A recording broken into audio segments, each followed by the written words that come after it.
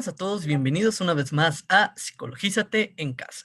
El día de hoy vamos a hablar de un diseño de investigación que es muy común que escuchemos, pero cuando realmente analizamos si es una revisión sistemática o no, parece que quedan muchas dudas y algunas veces podemos confundirla con su parte no tan controlada como son las revisiones narrativas. Entonces, vamos a abordar el día de hoy qué son las revisiones sistemáticas. Y muchas veces cuando hablamos de revisiones sistemáticas ponen esta cara, ¿no? De, pues sí, ¿no? Esas revisiones que revisan, ¿no? Y pues al final de cuentas no queda nada claro de cuál es el diseño que estamos utilizando o cómo leerlo de manera crítica. Quiero comenzar diciéndole que actualmente necesitamos información confiable para la creación de políticas públicas, ¿no? Y la realidad es que mínimo tenemos 17,000 libros de un tema, 30,017 artículos originales que se producen al día. ¿Se imaginan cuántos artículos se están generando en este momento? Y además de que hay muchísima información sobre un tema, ¿no? Nosotros tecleamos trastorno depresivo mayor o depressive disorder major, no me acuerdo cómo se dice específicamente, y le ponemos terapia cognitivo-conductual, ¿no? Cognitive behavioral therapy, y nos van a aparecer un montón de artículos, ¿no? En una problemática particular. Pero pues realmente hay mucha información. Y realmente para alcanzar a leerla toda, pues a veces se complica demasiado. Y como van saliendo artículos mensualmente e incluso diariamente sobre esto, pues nunca vamos a alcanzar a actualizarnos, ¿no? Y a veces tomar decisiones clínicas es complicado. Aunado a que también tenemos estos problemas de, pues, que las vacas sagradas o estos personajes muy importantes, pues, algunas veces tienen sesgos y te pueden hablar de lo que para ellos fue funcional, pero no necesariamente lo que la evidencia está reportando, ¿no? Y es aquí donde vienen las revisiones sistemáticas, porque, ¿qué creen? Que minimizan estos sesgos para tomar una buena decisión clínica. Pero antes de esto, vamos a hablar de el que empezó a crear o el que le dio mucho apoyo a lo que son las revisiones sistemáticas. Archie Cochrane o Cochrane, dependiendo de la persona a la que le preguntes, es un nombre propio, entonces algunos le dicen Cochrane y otros Cochrane, ¿no? Y es una pelea muy común que sucede.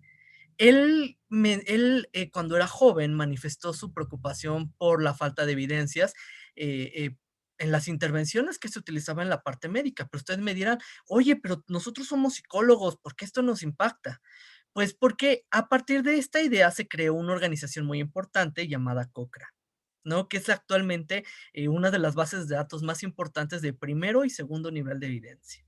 Y pues Cochrane tenía la idea de que ninguna intervención médica debía realizarse a menos de que hubiera evidencia que validara su efectividad y su seguridad. ¿No les suena familiar ahorita este movimiento de psicología basada en evidencia? Ya no queremos intervenciones de a dedazo, queremos intervenciones que realmente afirmen que van a ser realmente efectivas.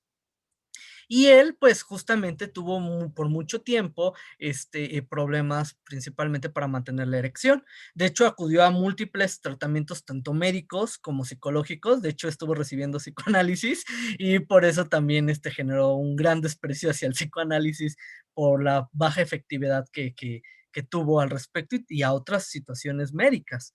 Entonces, cuando él murió, eh, los fondos o todo lo que había reunido se estableció en lo que es el Centro Cochrane, ya les mencioné que es una base de datos muy importante, con el objetivo de colaborar en múltiples países y en diferentes zonas para llevar a cabo revisiones sistemáticas de estos ensayos controlados aleatorizados, que si no sabes qué son, tienes por aquí un link o por aquí en la lista de reproducción, ya hablamos de que son ensayos controlados aleatorizados en todas las áreas de atención, no solamente en medicina, en psicología, en enfermería, en fisioterapia, entre otras profesiones.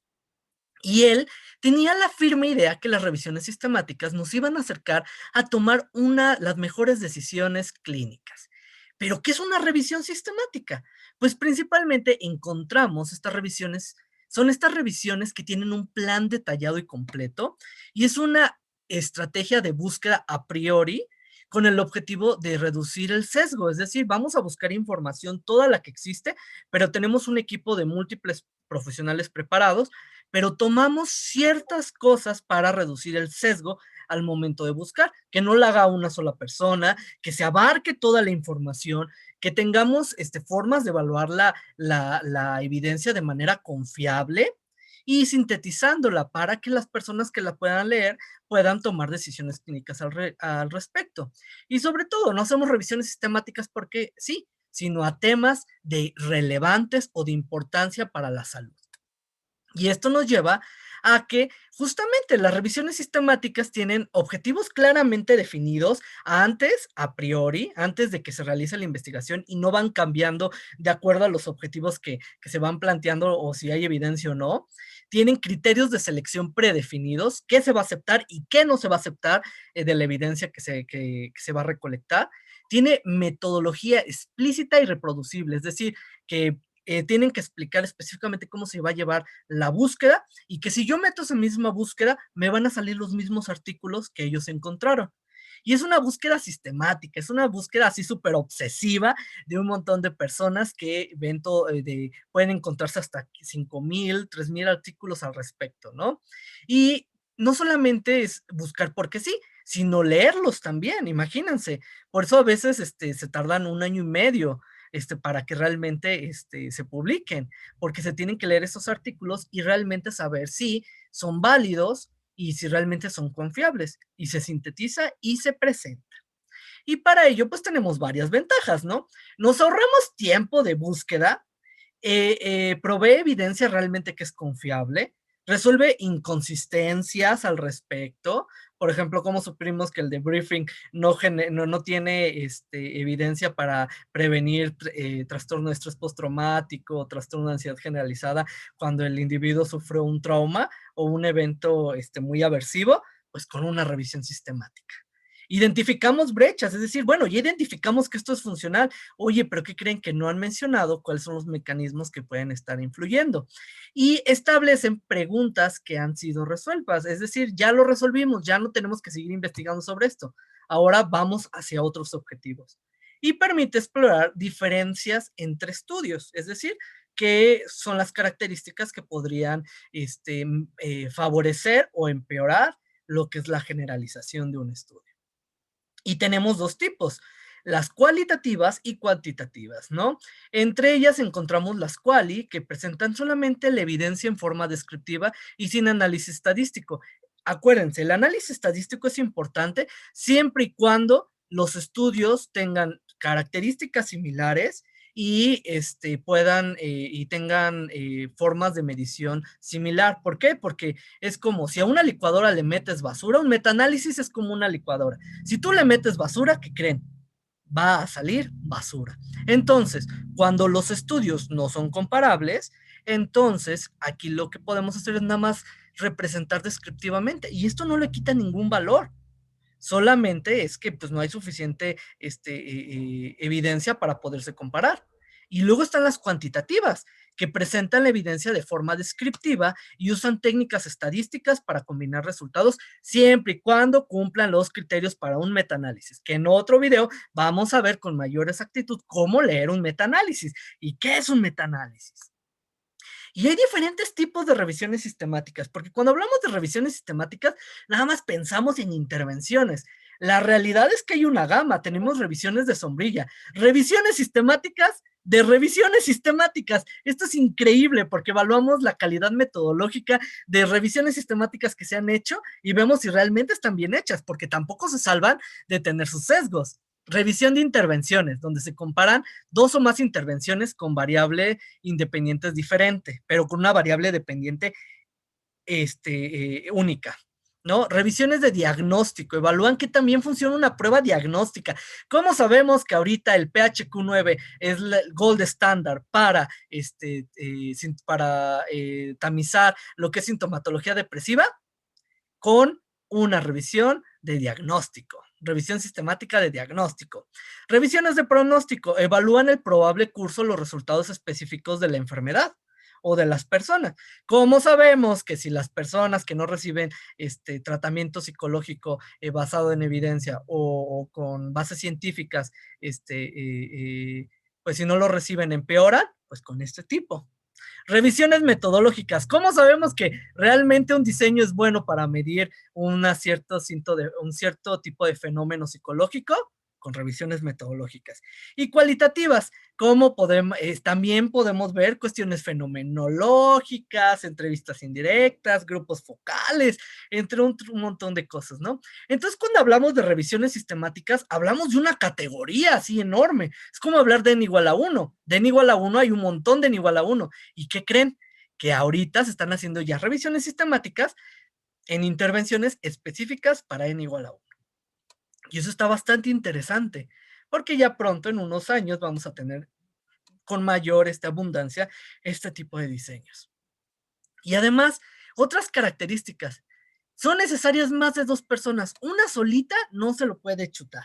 Y 2 menos. Usualmente son equipos de hasta 10, 15 personas lo que realizan. Necesitas tener protocolos y registros. Estos protocolos se van a diferentes áreas. Se pueden ir a Prospero, que es un lugar donde registras tu protocolo para hacer una revisión sistemática, o Archie. Archie también ahí puedes registrarlo. Y existen programas para sistematizar estos procesos, ¿no? Tenemos Refman, y entre otros, ¿no? Y lo que a mí me encanta, las herramientas de riesgo de sesgo. Estoy casi seguro que algún día voy a hacer mi doctorado aquí, ¿no? Y es evaluar metodológicamente qué tan bien hechos están los artículos, ¿no? Que eso nos importa. Pero entonces, ¿todas las revisiones sistemáticas son sistemáticas? No, hay algunas veces que son revisiones narrativas. ¿Cómo saber qué es una revisión sistemática? Ahorita vamos a ver cuáles son los mínimos criterios necesarios. Una revisión sistemática va a tener métodos para reducir el sesgo a la forma de estar evaluando y va a tener un protocolo sistemático que va a estar en Archie o en Prospero o en otro lugar, ¿no? Donde podamos verlo y podamos ver la claridad de cómo se hizo la revisión sistemática. Y una revisión narrativa se proporciona una visión global de un campo concreto, pero pues son artículos que escogen y no necesariamente es una revisión sistemática. Es como de, ay, encontré estos artículos, me puede servir, pero pues le quita pues la confiabilidad, ¿no? Ahora bien, si se encuentra un artículo que dice metaanálisis y no revisión sistemática, aguas, porque entonces desde ahí estamos viendo que no saben que el diseño es la revisión sistemática y el análisis estadístico es el metaanálisis, porque es muy común decir, ay, me basé en un metaanálisis. A ver, espera, el metaanálisis no nos importa porque pues puede ser que sea una porquería, pero si tu revisión fue sistemática y se controló el sesgo, entonces hay más probabilidades que tu análisis estadístico tenga congruencia con la realidad. Entonces, mucho ojo. Y hay pasos para realizar una revisión sistemática. Estos pasos principalmente los saqué del manual de Cochrane, que de hecho apenas salió la nueva actualización.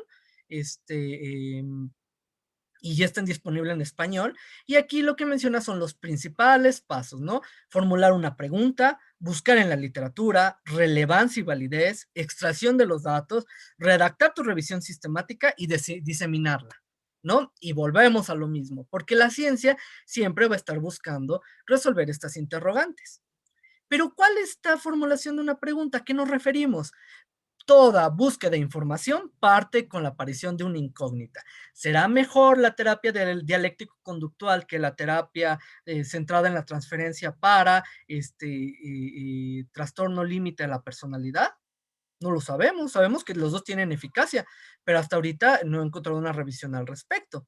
Entonces se determina una pregunta clínica, donde definimos los participantes, que en este caso fue pacientes con trastorno límite de la personalidad, intervención, dialéctico-conductual, la comparación, terapia basada en la mentalización y el resultado, disminuir, qué sé yo, aumentar la calidad de vida, disminuir las conductas de riesgo, qué sé yo, ¿no? Y estudios de diseño, pues agregamos pues principalmente la parte de ensayos controlados aleatorizados o n igual a 1.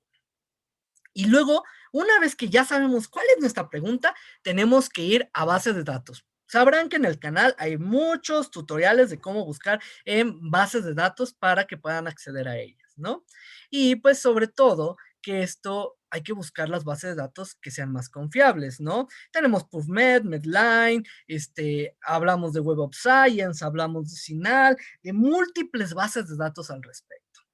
Y cuando buscamos en las bases de datos, utilizamos a lo que se llaman tesauros, que son una categoría general que engloba muchas cosas, ¿no? Por ejemplo, Alejandro no solamente es psicólogo, no solamente es investigador. A Alejandro le gustan los gatos, a Alejandro le gustan, por ejemplo, le gusta jugar Ark, no sé, es un videojuego de dinosaurios y supervivencia, entre otras cosas, ¿no? Pero todo esto contempla a Alejandro. Pero si nosotros nada más quisiéramos encontrar al psicólogo, pues realmente no abarcaríamos todo. Algunas veces pasa con este tipo de cosas, ¿no? Por ejemplo, cuando nosotros estamos buscando cáncer, puede ser que sean múltiples formas de decirle al mismo fenómeno. La realidad es que la forma adecuada para encontrarlo es neoplasia. Neoplasia incluye neoplasia gastrointestinal, neoplasia, qué sé yo, ¿no? Diferentes tipos de neoplasia que no recuerdo ahorita en este momento, y de ahí se dividen tipos de cáncer, y de tipo de cáncer se divide en subclasificaciones, ¿no? Y hablamos de un conjunto en general. Y estos tesauros, algunas veces los vamos a encontrar como términos MESH, que son Medical Subject Headings. ¿Qué es eso? Encabezados médicos. ¿Cómo se le dice de manera formal a esto que estamos buscando? Y cuando nosotros vamos a investigar, pues no es como nosotros ponemos nada más cáncer y así. Tenemos que hacer una búsqueda específica utilizando comandos y utilizando diferentes, ¿cómo decirlos? Como estos conjuntos booleanos para poder acceder a la investigación. Esto es una revisión sistemática que encontré y que se los quise poner sobre cómo investigan. No solamente ponen cáncer y ya, sino ponen todas las formas de tipo de cáncer, hacen su pregunta pico de manera muy sofisticada. Y a partir de esto, hacen una selección de artículos, evalúan, identifican qué es lo que se encuentra, empiezan a hacer sus criterios de inclusión que tengan que ver con el tema en el abstract, criterios de exclusión, mi criterio de exclusión es que no sean estudios observacionales, ¿no? Quiero nada más intervenciones.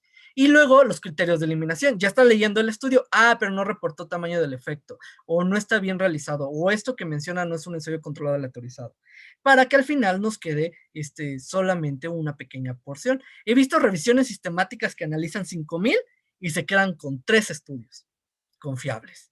Y esto es bastante interesante. Y luego se extraen los datos, que finalmente es que tenemos que obtener de ellos, pues esta parte, ¿no? Como lo sabroso, la carnita del artículo, que es principalmente toda la información al respecto. No solamente si fue eficaz o no fue, o las características, sino realmente qué tan bien hechos estaban. Y para ello hay sistemas que nos pueden ayudar, como el sistema GRADE. El sistema GRADE va a considerar la calidad de los estudios experimentales, principalmente de los ensayos controlados aleatorizados.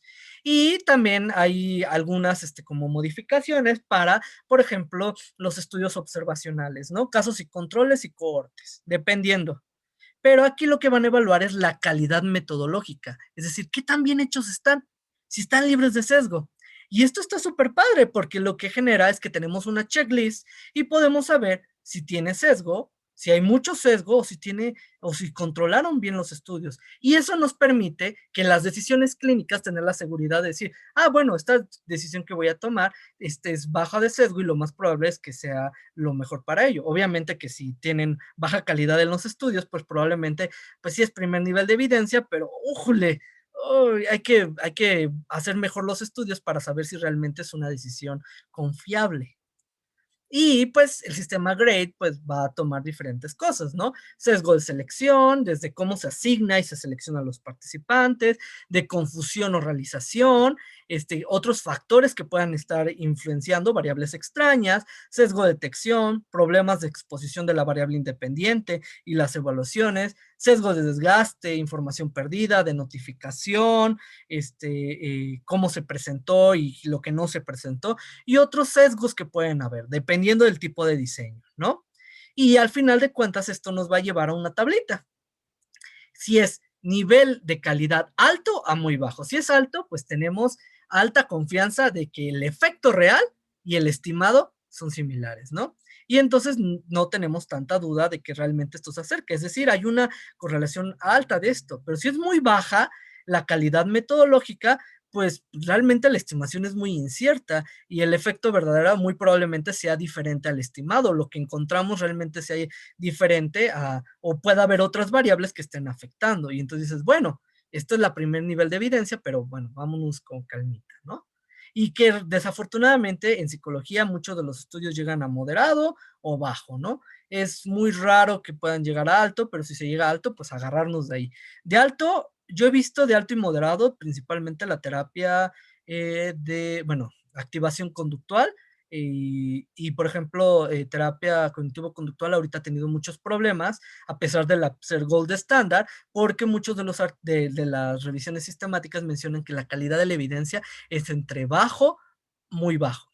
Y eso es un problema. Eso implica que tenemos que volver a hacer estudios para tener certeza de que lo que estamos encontrando realmente sea lo mejor. Y no es tirarle a la terapia cognitivo-conductual. Yo soy terapeuta cognitivo-conductual, pero eso implica que entonces tenemos que seguir generando investigación al respecto para poder aclarar esto. Y al final de cuentas, el análisis estadístico, que es lo que todos quieren y que confunden y que piensan que lo valioso y sabroso de las revisiones sistemáticas es el metaanálisis. Y no es así, es la revisión que hay por detrás. Y esto es un forest plot. Un forest plot principalmente es una forma de representar el metaanálisis en donde vamos a tener esta línea en medio, va a separar entre favor del grupo control o a no hacerle nada o a favor de la intervención y van a ir poniendo diferentes artículos y lo que se encontró. Posteriormente no voy a explicar tanto de esto porque vamos a tener un video específicamente de metaanálisis. Y que justamente el metaanálisis es estas estimaciones sobre un cierto efecto, expresando el índice de tamaño del efecto, con las diferencias tipificadas y sobre todo la razón de riesgo, la correlación y si realmente es heterogéneo, es confiable, porque algunas veces los metaanálisis están mal hechos y te los venden como que están bien, pero eso lo vamos a ver en otro video donde lo vamos a aclarar, ¿no? Y realmente tienen que ser de dos estudios realmente comparables, con las mismas características. Acuérdense, un metaanálisis es como una licuadora. Si tú le echas porquería, te va a licuar porquería. Si tienes alguna duda o te gustaría más ahondar del tema, te invito a nuestras diferentes redes sociales. En Facebook, tenemos Instagram y tenemos Spotify más YouTube, donde pueden checar. Tenemos ya una publicación sobre esto e información al respecto. Nos vemos hasta la próxima y vamos a hablar de metaanálisis. Un abrazo a todos, que tengan un bonito día y acuérdense, si vamos a difundir, que sea con evidencia.